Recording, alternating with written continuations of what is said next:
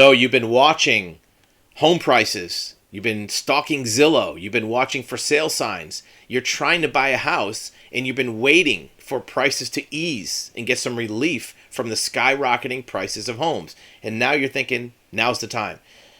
Sellers are a little bit more flexible. They're allowing inspections on homes. They're allowing mortgage contingencies. There's more homes for sale. There's not 10 people putting in bids on the same house. So maybe now you can get a deal. Well, maybe you can. The prices aren't really coming down too much. They're leveling off. A few sellers are starting to discount a little bit, 20, 30,000, but usually those are on homes that were overpriced to begin with. Properly priced homes aren't really discounted, but it doesn't matter. At least now there's some breathing room. But there's another problem. There's bad news. The bad news is the interest rates are now higher. So if you're getting a mortgage, even though the home price might not be as extreme as it could have been, your interest rate now is, instead of 2%, now it's 7%. What does that mean? Well, housing affordability is a calculation of not only the price, but the interest rate, because both of those things affect what your mortgage payment is going to be.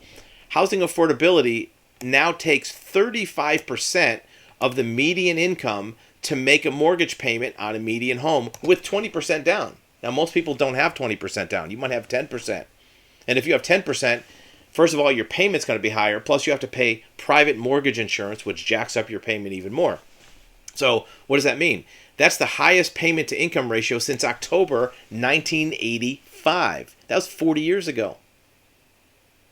So 35% of your income, whatever you make in a month, 35% is going to pay your mortgage payment with the current interest rates and the current pricing on a median home. If the rates were lower, it'd be a lot less. And it's going to get even higher because this was actually calculated at 5.89%. This is a couple weeks old. The rates are already approaching 7 and probably going to go higher. More than likely, within the next 12 months, interest rates will be 8 to 8.5%. This is a lot higher than 2%. But interest rates have historically been even higher. In the 80s, and when this last record hit, interest rates were 10%, 11%. So if we're already meeting the affordability record with rates only at 7%, imagine what that's going to be when they go up to 8 or 8.5 or 9%. Or if they get to where they were in the late 80s at 10%, it's going to be even worse because incomes didn't go up that much.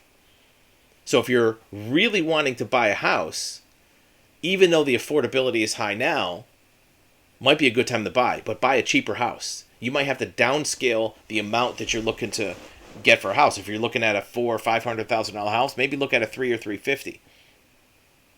Or you could take a risk and wait a year and a half to see if the prices come down, but then your interest rates will be higher. So it's a catch-22. Remember, if you do buy a house, even at $450,000 at a high rate, if the rates come down in a few years, you can refinance. But now you have to take the risk that you're going to be able to afford those higher payments for a few years and take the risk if the rates will actually come down. They might, but what if they don't? What if they stay 10% forever and you have a 9% mortgage? You're not going to be able to refinance. So affordability is a big deal. It's not just the price, it's also the rate. And the prices may not come down because inflation is still driving the market. Tell us what you think in the comments or what experiences you're having with home shopping and mortgage payment calculations.